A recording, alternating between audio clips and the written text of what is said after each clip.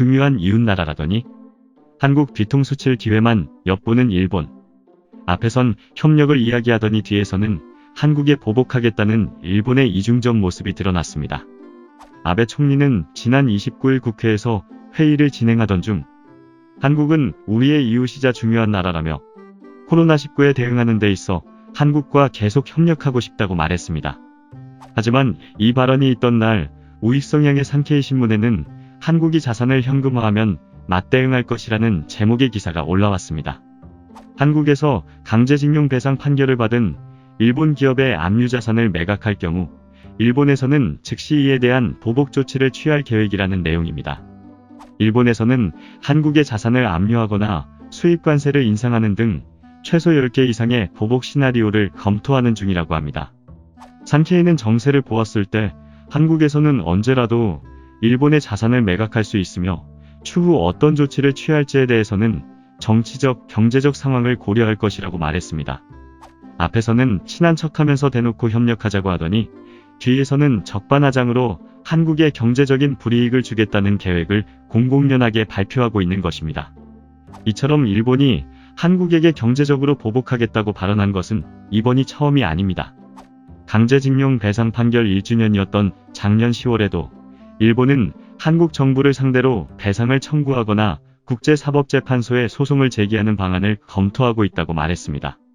지난 1월에는 아소타로 부총리 겸 재무상이 한국이 일본 자산을 매각한다면 금융제재를 가하거나 한국과의 무역을 다시 검토해보는 등의 방법으로 조치하겠다고 말해 논란을 일으켰습니다.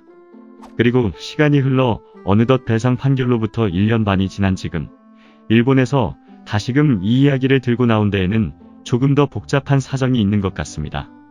사실 일본은 현재 궁지에 몰린 쥐나 다름없는 상황에 처해 있습니다. 어느덧 코로나19 확진자는 1만 5천 명이 넘어섰고 이에 대한 제대로 된 대처가 없는 탓에 일본의 경제는 급격히 무너지고 있습니다.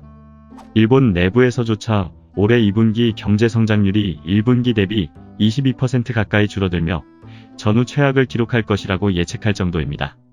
이렇게 최악인 상황에서 하루빨리 벗어나기 위해서라도 일본에서는 한국의 질 좋은 의료 물품을 어떻게든 지원받고 싶은 모양입니다. 한국에서는 계획도 없는데 계속 진단키트를 지원해줄 것이라는 뇌피셜을 펼치며 성능을 봐서 도입하겠다거나 지원해주면 고맙게 받으면 그만이라며 속을 긁더니 이제는 강제징용 배상 문제를 걸고 넘어지는 것입니다.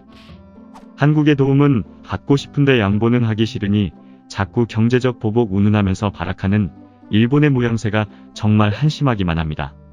심지어 마땅히 책임져야 할 강제징용 문제에서조차 잘못을 인정하지 않는 상황이니 아베의 한국은 중요한 이웃나라라는 발언도 공허하게 들리기만 합니다. 일본이 잘못을 뉘우치고 반성하지 않는 이상 자국 사정이 안 좋을 때만 와서 친한 척하는 일본에는 어떠한 지원도 하지 않았으면 좋겠습니다.